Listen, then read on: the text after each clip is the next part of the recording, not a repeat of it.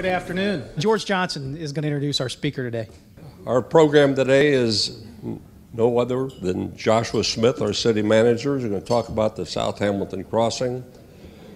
Joshua came to Hamilton 7 years ago out of Howard, Wisconsin, a village of 18,000. And Hamilton hasn't been the same since. I would classify Joshua as one of those most valuable players. Joshua Smith.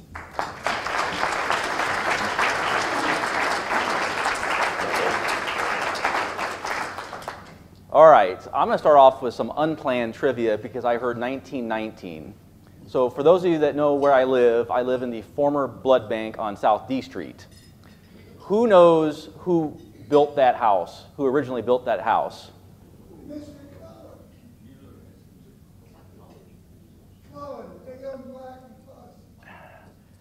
Close. It was Colin was the last name. He was the general contractor that built the downtown YMCA. His office building was what's now the gray bluish building that was formerly Beckett Paper's office building. That was where their construction company was located up through 1919.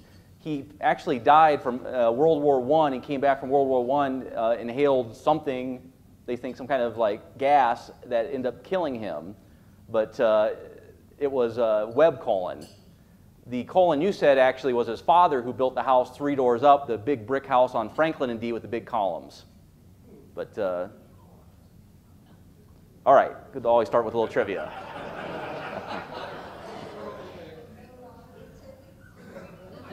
No, I didn't buy any lottery tickets. I have a scratch off my car you can have, but you can't talk about South Hamilton Crossing without talking about Jim Blount. Obviously, who passed away just recently, but in the 7 years that I was in Hamilton, the very first time I ever met him, which was in Leadership Hamilton, in hearing the history, but he had obviously an incredible passion for Hamilton's history, but in particular for this project itself. I pulled this out of one of his many articles that he had written over the years, but what really jumped out at me was that the railroad actually opened to that location in 1851. So it's just amazing that it took 160 years to actually get a crossing at that location. That is a photo after the 1913 flood. And I know Jim spoke here probably about 2 years ago about this very topic, right before the construction actually started out there. But in 1913, that was when the first real energy was behind putting a non-grade rail crossing at that location. And I remember in his talk here, because this was the first time I heard it, and I did a little research, and I came across exactly what he was talking about. But the Socialist Party was actually in power at city government at that time in 1913. And after the flood, they decided, and I'm not saying it was the wrong thing to do, but they decided to put the money back into rebuilding the community after that flood versus building the crossing. So in 1916, 1920, 1929, 1957, again, there were different proposals about how to get a non-grade rail crossing there. And actually, here's a bit of trivia also. In 1911, which I would not think that were that many automobiles at that time in Hamilton in 1911, but there were 12 vehicular crashes that resulted in deaths at that intersection, or that crossing in 1911, which is the impetus of why back right around the flood time they were talking about building that non-grade crossing there.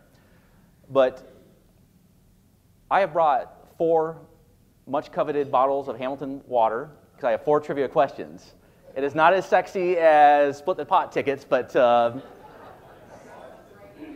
we are going to go to trivia question number 1. Harold Bartholomew created a master plan for the city in 1920, and he was actually a very famous urban planner, did plans for St. Louis, Missouri, did plans for Buffalo, New York. In his plan, he had a citywide solution for the rail crossings that was proposed in 1920. Who can tell me what that was?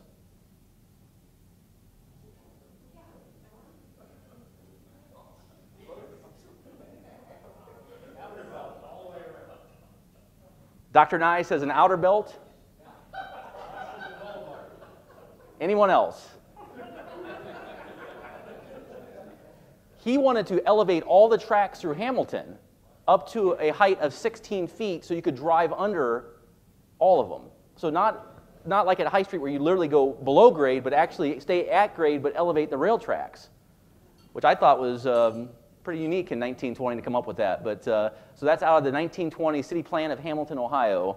Unfortunately, we implemented maybe about 2% of his plan because if you ever read it, it's very fascinating, including a Grand Central Station at what is now Sims Park. So for years, what happened when the money was not available to build the crossing, they did various safety campaigns. So literally 100 years went by, almost 100 years, before the crossing really regained momentum. And again, if I had to single out just a handful of people, Jim Blount obviously was incredibly instrumental in that. The city of Hamilton, Mike Samavisky, prior to my arrival in 2010, if you talk to my engineering staff, he came back in on an interim basis as the director of public works, literally pulled the plans off the shelf that were about 3 inches covered in dust, wiped them off and said, we need to build this. And I asked this morning exactly when that was. They said that was about 2009. So in 2009, he said this has to get built. You know, this has been talked about way too long. Carla Fear, who continues to be a member of the Butler County Transportation Improvement District, Bob Brown, who is our local representative on the OKI Council of Governments. Both those entities were huge in moving this project forward. So it's roughly a $32 million project. The city of Hamilton ponied up between the utilities and money that actually, here's sort of an interesting fact also, when Meldal became operational, we received money from other cities that actually buy power from Meldal, and we took that money and monetized it and we put it into South Hamilton Crossing. So it was, but for doing that, it would have just been a general fund revenue for us, and we felt like if this was what we needed to get this built, that's what we did. So $14.2 million came from the city of Hamilton, a little over $11 million came through ODOT, $6.2 million through OKI, and the railroad and the Transportation Improvement District put in about $1.1 million. So that's the capital stack that got South Hamilton Crossing moving. So trivia question number 2. How many properties had to be acquired so we could build this project? 75. Ooh. 74. And it's whatever's closest. It is. And George Johnson wins the bottle of water because it was 80. The answer is 80. All you do is say 76 and it was yours, but so 80 properties, which is a combination of residential and commercial properties, mostly residential, were acquired for this project. And there were 40 partial takings also, so we might buy like a slice of property from someone, but 80 total properties were acquired for the project. So here's, again, an overview of that. You're heading west going, if you follow the laser pointer, that direction towards University Boulevard. So at the intersections of Grand Boulevard and East Avenue, and at the intersection of Grand Boulevard and Pleasant, those will be fully signalized intersections, at-grade intersections. And there is the, that would be the view if you're on the train. Actually, you can see that when you're coming up either East or Pleasant also. So that's from a street level perspective, that's what you're going to be looking at. Which brings us to trivia question number 3. Who can name 3 major cities where the trains come from that actually go through this crossing area?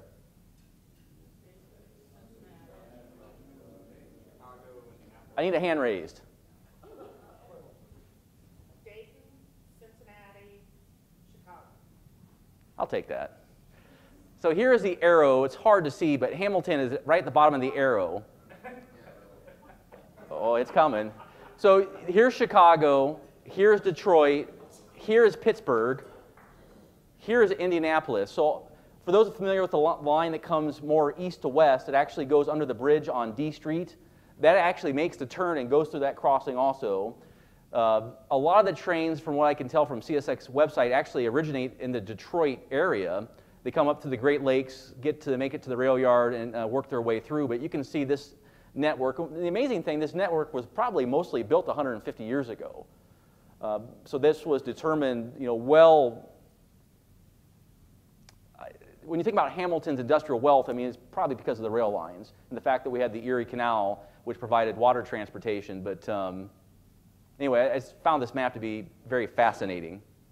A lot of activity over here you can see in the coal country area, I'm sure, to get the coal in and out of West Virginia and eastern Kentucky. So why is South Hamilton Crossing so important to the community? I apologize, I know it's hard to see in the room here, but so here's Grand Boulevard. So this is where it crosses. This is where it ties back into Marshall Avenue. It terminates here on University Boulevard. So you can see Vora Tech Park here with 1,500 jobs with Barclay card. You can see Miami University Hamilton down here in the lower part of the screen where we have over 3,000 students attending. And then you can also see what we call University Commerce Park, which is there. So obviously getting people in and out of Vora Tech Park is becoming more and more important as jobs ramp up. Cheryl, I mean, if you had to give me a rough estimate today of how many people are working in the building, is it about 500? Barclays is about 500, but between our other two tenants, there's probably another 150 to 200. Okay, so right now, say 700 employees are working daily at the building, but in the next 2 years, there should be almost another 1,000 employees on top of that 700 working in that building. Obviously, MUH, which is a very important asset, it's been in Hamilton, I guess, right about 50 years now, is very important. And what's also going to be important, these are the apartments that are planned to be constructed immediately across from MUH in 2018. Again, this was very important to the developer, was the timing of when South Hamilton Crossing was going to be open. So University Commerce Park is roughly 55 acres of land. After this is built, there will still be almost 40 acres available for development purposes. So some photos of recent progress at South Hamilton Crossing. This is looking back to the east. So this would be Grand Boulevard off into the distance. More of an aerial shot so you can see the actual steel beams going in over the rail line. Looking west so you can see Vora Tech Park off to the distance, the Library Administration Building where it ties back into Marshall here.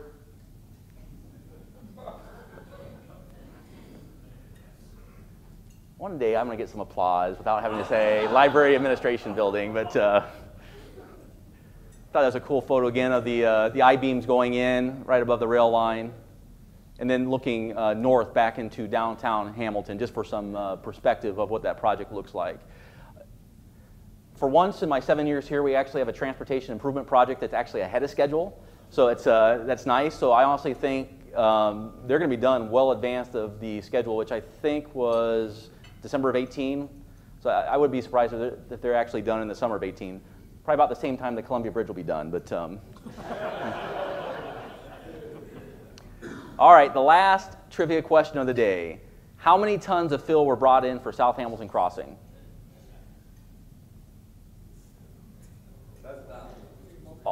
10,001. I'll take one more. Give me a hand. Anyone?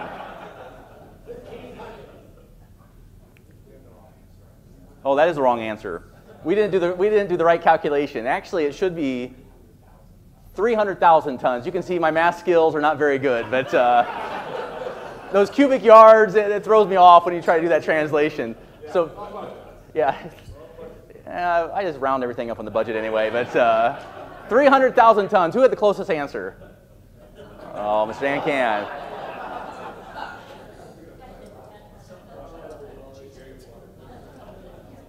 God, I'm talking way too fast. I'm going to have to talk about something else here in a moment. But so our next major transportation project in Hamilton. So if I asked the group if there was one project, one big project that could be accomplished that would improve the lives of Hamiltonians, what would that be?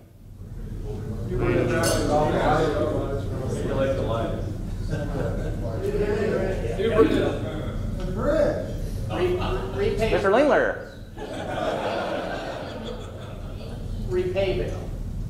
Repaving, I hear Main Eaton and Millville. I hear get the traffic off High Street. Mr. Lingler, what did you say? A new bridge across the river. Where? Northwest Washington Boulevard. There you go. Can't get anything past Mike Rutledge, but apparently Bob Brown spilled the beans at the candidates forum. But we are certainly looking. We don't want to wait another 100 years before we have our next big project in. But I will tell you the issue with Northwest Washington Boulevard is if you bring that straight across, you're going right through the Bonham farm, and they don't have really any interest in having a road to their farm. So we're trying to find some alternate routes. So keep this on your radar. We're going to be having lots of conversations about this in the next 12 months as we look at different routes. Well, isn't Combs Park, which you own? Yes, but it's on the west side of the river. We have to get to the east side of the river. Yeah. Anyway, with that, I will take questions. Yes, sir. What about the 63 extension? You know, that was always talking about coming up further west, I guess. City. No? I don't know. I know where 63 is. Where's 63 at? Listen, I have a very small world. If it's not in Hamilton proper, I don't even think it exists. Yes, ma'am. What about from Grand Boulevard out to Bypass 4? Let's talk about that for a second. So the question was, what about Grand Boulevard out to Bypass 4? So if you take Grand Boulevard east, unfortunately you hit another rail track. But once you get east of that rail track, then you hit 5 Points intersection. And so there's been a lot of conversation, again, internally with us. Do you go Hamilton-Mason or do you go Tylersville Road east? If we were going to improve one road and make it wider, do you improve Hamilton-Mason or Tylersville? So just a very casual poll. Who would say it would be Hamilton-Mason? Who would say Tylersville? I'm just going to go back to City Council and tell them what's in the budget for whoever wins. But I will tell you right now we're leaning towards Tylersville only because they have a more significant presence on 75. And when they see that intersection on 75, I think it's intuitive that you can go that direction and get into Hamilton. But we're certainly, I mean, that's still just conversation. Yes, Mr. Blue. Would you give consideration to Hamilton-Mason because of the Enterprise Park, potential development out there? Well, you have an entrance to Enterprise Park both off of Tylersville and Hamilton-Mason. Do both of them. Just do both of them? That would make things a lot easier, so it's But your people are going to come down the regional highway and turn on the bypass and then come down Hamilton-Mason to get to Barclay Card, University Park, and are going to come, you know, probably down to Tylersville down there. So here's something, we debate this all the time, and we're actually going to put out some traffic counters once South Hamilton Crossing opens. My belief is if you're going to Barclay Card and you're coming in from the east, that you're going to probably take 129 till you get to Route 4, not Bypass 4, go south, get on Grand Boulevard, then go across. I think if you're coming up south, heading south to north on 75, I still think that people will get off on Tylersville to go that direction. I could be wrong, but we want to see if we can find some data first that will support what we're thinking. Yes? What about out Grand to the 5 Points and over to like the Hampshire? You know, get over 129 that way. There's some bits, I think it's limited, but undeveloped states beyond that subdivision where like Well, you know, and the one thing, that's a good point also, the other thing is we've been talking about, you know, what are we just not thinking about because there's an obstacle in the path, so it's actually precluding that thought. So if you look at the Columbia Bridge as an example, Columbia Bridge generates a lot of traffic on a daily basis. But if once you're heading west to east, you come off New London Road, you cross the bridge, and you're on Pershing and you're heading east, it dead ends at MLK.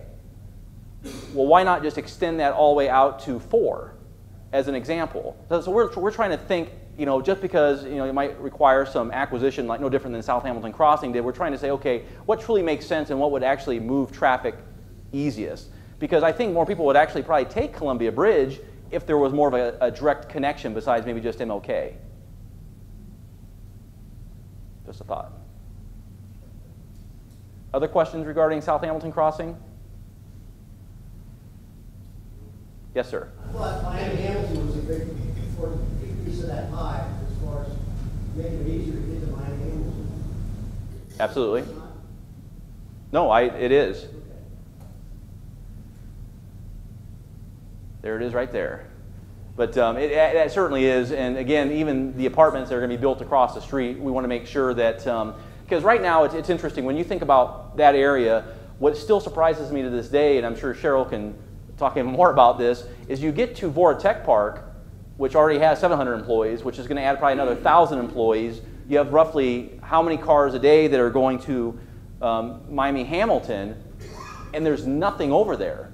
There's not a convenience store, there's not a McDonald's, there's not a coffee shop, there's not a dry cleaner, there's not a daycare, there's nothing to service all those cars coming in and out.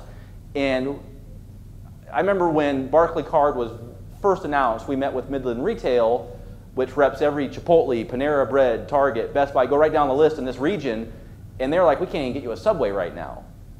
It's just very interesting because it's predicated more on rooftops within a radius with a certain income threshold than it is number of cars daily, which I don't quite understand that calculation, but I guess it is what it is. But we certainly are very cognizant that to make this area more desirable, that we need to figure out creative ways to drive in more retail to that area. Yes, and then next. It's not South Hamilton Crossing, but similar to the west side, the main Millville and Eaton. Can you give us an update on the status there? Yes, that construction will start at that intersection in June of next year. And essentially what's going to happen there is the intersection will be geometrically realigned. So instead of having some of the funky turning movements and is there 5 different prongs coming into the one intersection, it'll be much more intuitive when you get there on how to get through it, so to speak. The only problem with that is with every transportation project you have closures, and that's such a pinch point right there heading west that it's just going to be problematic. So we actually went out and walked it about a week ago trying to figure out what the appropriate bypass routes will be. We've actually even talked about taking Ross Avenue, which is obviously a one-way street, and maybe making it 2-lane so you can shoot over to Ross if you're going up Millville as an example. But we're really trying to think ahead for the first time in a long time and figure out how we actually get the traffic through easier. I'm sure Sean can tell you about traffic issues down here with all the construction going on, but yes, sir. What really are the options for getting traffic off of High and Main? Because that could be a pain, particularly in rush hour. You know what's interesting is going back to that 1920 city plan document that I referenced earlier with elevating the rail track. There was a very discussion about that because obviously in 1920 there were no non-grade rail crossings, not until I guess it was the 1980s when not South Hamilton Crossing, but the Kirsch Underpass was constructed. Actually, Steve Isgro was telling me when he was on the police department before it was constructed, you know, if you were assigned on the east side of that or the west side of that, you had to basically stay on your side because if you got on the other side and you got caught by a train, it could be 30 minutes before you could get back over to the other side if you're patrolling that area. So in 1920, the Harold Bartholomew actually talked about the fact that there was no way to get through Hamilton. So Kirsch Underpass was constructed in the 1980s, so you had one non-grade rail crossing to get through, and it's literally a pinch point. Everything flows there. I mean, my office looks at that underpass, and I always know when a train's coming because I can see the cars screaming up and down MLK trying to beat the train so they can hit that underpass or get to one of the crossings before the train gets to it. But with 65 trains a day, everything is just funneled there. And the problem with the underpass, obviously, is once you set it at that width, you can make all the roads leading to it much wider, but it does you no good because everything eventually pinches down at that one point. So the only way in my mind to get by that is when South Hamilton's crossing's done, that should provide some relief. I truly believe a North Hamilton crossing is necessary, but in my mind it needs to be a crossing that not only goes over the river, but it has to also go over the railroad track. It needs to be a super crossing because there's no point getting you across the river only to be stopped again or to funnel everything back down to High Street. There has to be a way to get it over both, otherwise I think it's an exercise of futility.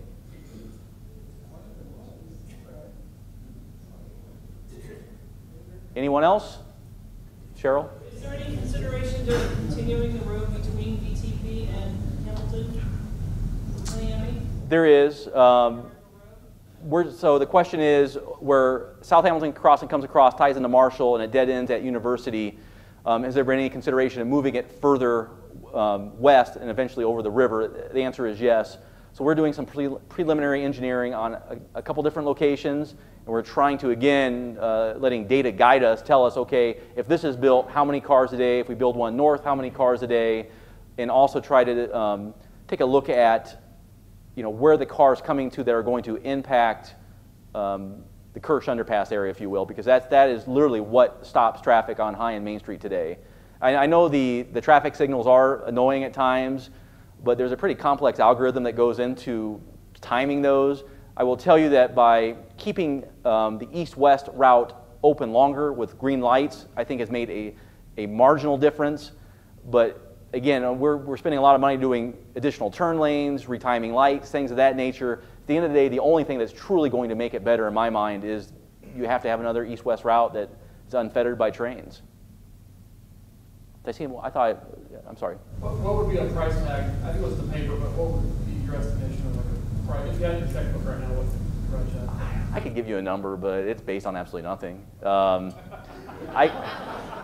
I will tell you, so let's say $32 million to build South Hamilton Crossing. I mean, not even knowing where the route is, I mean, I'm thinking you're probably looking at $100 million if you want to span the river and the railroad tracks at the same time. And that's just a guess. Thank you.